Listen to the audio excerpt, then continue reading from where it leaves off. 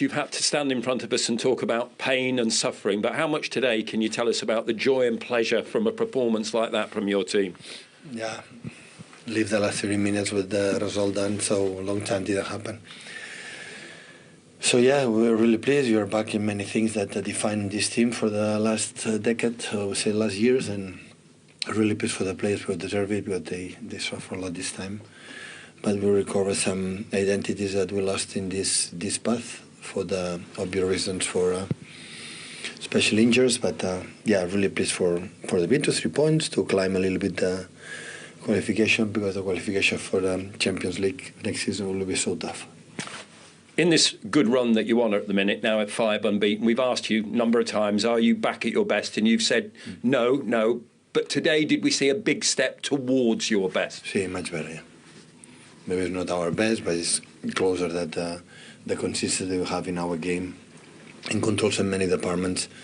Not all of them, but most of them that didn't happen. The previous games, okay, we won, but we were not that we have been today. There seemed today, particularly amongst the goals, in the creativity, a sharpness and a crispness in the tight spaces. Did you sense that? Did you feel that? Is that something that's been missing from that DNA and identity you talk about? Yeah, but it's related in the way we went without the ball. So you cannot play in these short spaces, in these movements. We are not the right tone to go to them. It's a team that they make a good build-up. Today we make an incredible good effort for the defenders and everyone. And when that's happened after with the ball, you are clever, you are quicker, you are faster in your decision making, and everyone is related. You cannot play quick and good and be wise and precise. We are not connected defensively. To have the success you've had as a team and as a group, you have to be ruthless. Was that ruthlessness back as well today for Manchester City? Well, the 6 goals. Ipswich Town at the end here, Chelsea lost, Aston Villa draw. They won in Spurs away. So at the end, it's a good team. Liam is a fantastic striker, and so I think the most important thing is that the players, they saw themselves recognize what we are. So that is the best thing I can say. Phil Foden came in here and said he's playing with a smile again on his face, but Kevin De Bruyne as well. Have they found a joy and a love again of football that perhaps was missing, and can you explain why it might have been missing? No, a long time. So they play joy, and when they play good. Of course, victory helps, but when they know exactly. So I said many times, so they know the standards. They know exactly what they have done in the past. They know when they play good or play bad. It's not talking about winning or losing. So it's not just the pleasure in our job, I insist many times, for just to win 3 points. You have to enjoy and be part and be something like in our profession. So it doesn't matter if you're a professional or amateur. You have to do the proper things. So you can be a theatre in the best theatre in London, or you can make a theatre in Sheffield. And the guys who go there in the theatre in Sheffield, they did it because they love to do that. And this is the most important thing. And we lost it. We lost it for many, many reasons, mainly for the injuries, but hopefully, step by step, we can come back what we were. Well, it's great to see them smiling on you as well. Well done. Thank you. Yes, he certainly is a lot happier, a lot more relaxed today, understandably so. Pep Guardiola, he talked there about Phil Foden smiling and enjoying his football again. Look at him in the first half, 2 goals and an assist and much more recognisable. And now he's got 6 in 6. Yeah, and I think what he did really well today was Doku had control of this left-hand side. You know, De Bruyne was making brilliant runs, he'd slides down the back. But what he did, he was coming in off the right-hand side and affecting the game. And if you're not getting the ball, go and find it. You know, get involved. Kevin De Bruyne does that brilliant. Godfrey just, in his first game for Ipswich Town, was just poor young man. You know, he had a tough league.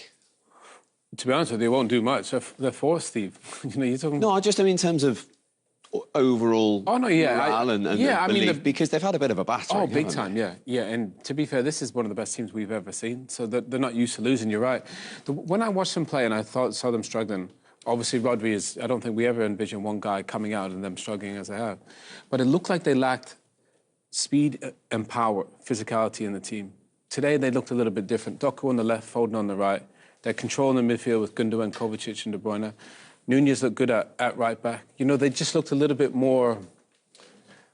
They looked like they could do more. Whereas there was times you watch them and they looked like they didn't have anybody running behind or they weren't tackling. So today that looked like a complete performance from a Manchester City team that looked like they could compete to win the league if they didn't have the blip that they did. So confidence will be back, but still you're fourth. And for champions, you know, second is not good enough, never mind fourth. So, but they're going in confidence for sure.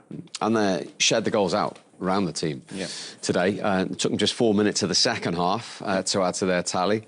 And Doku had one of his better games today. Yeah, he looked bright all evening, to be honest. And, you know, he's so direct when he gets it. You know, I do feel we spoke before about, you know, in that situation as defence, you don't let him come inside. You've got to show him the line. Because, you know, once he comes inside, he's got that quality where he can either pick people out or have a shot on goal. But he looked really bright and sharp and you know, he creates, he scores.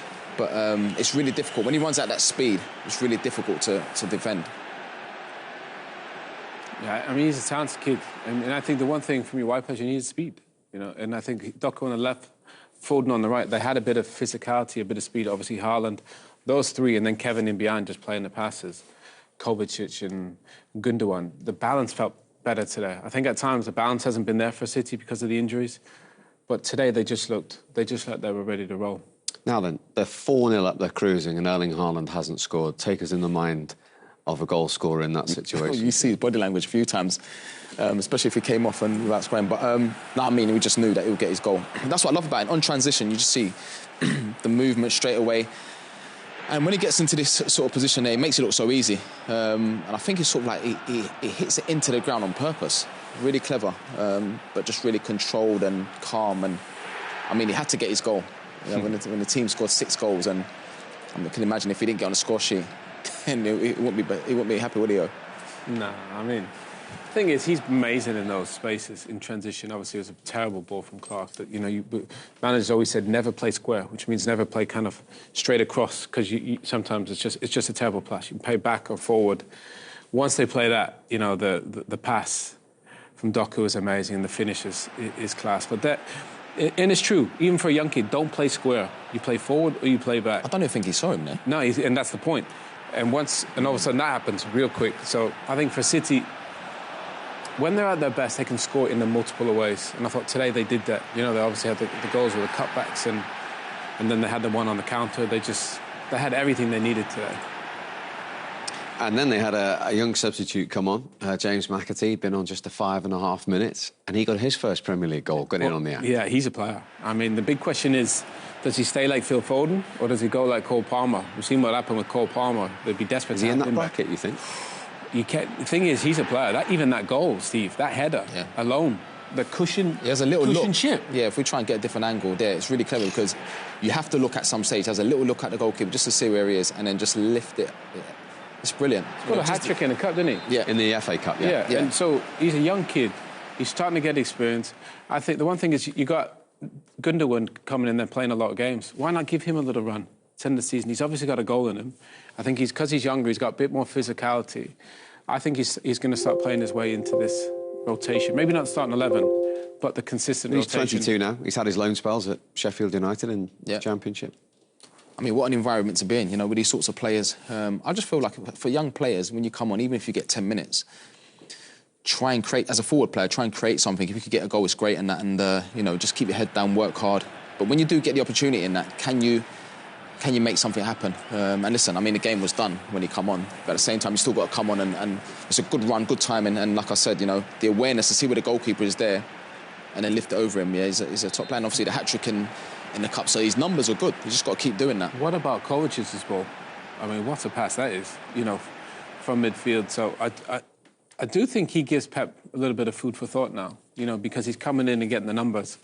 You see Grealish is not playing because he's probably not getting the numbers, whereas Doku and Foden, they're chipping in. I think you'll see McAtee now get more opportunities. And it might just be that in the Premier League at the moment, a good time for somebody like that to get more minutes. 100%. And I think for a young player, when you are on the bench and you're sort of like hoping a team go and score a few goals, and you know, obviously midweek Man City play. So as a young player, like I said, you just got to focus on and what you're good at. You know, come on and, you know, you speak about obviously Grealish and that, you know, in terms of his numbers this season, it's not good. But these young players are coming on and they're, you know, if you don't score, try and create something, try and do something, even if you've got 10 minutes. But yeah, he's a top talent.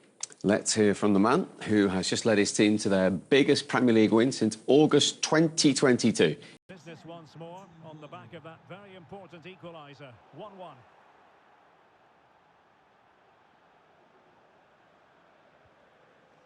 So deflection, and it will be a throw-in. Well, what can they do to stop him running at them?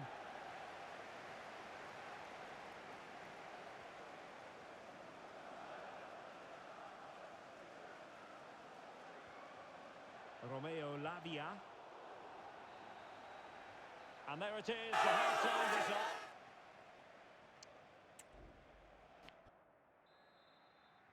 So the beginning of the second half here at Stamford Bridge.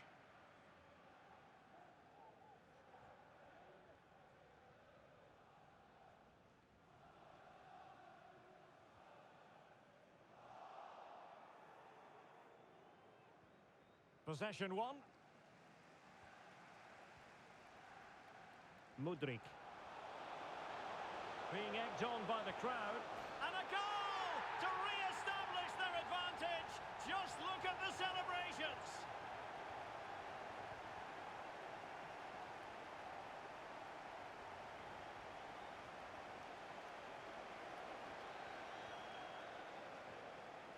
Palmer.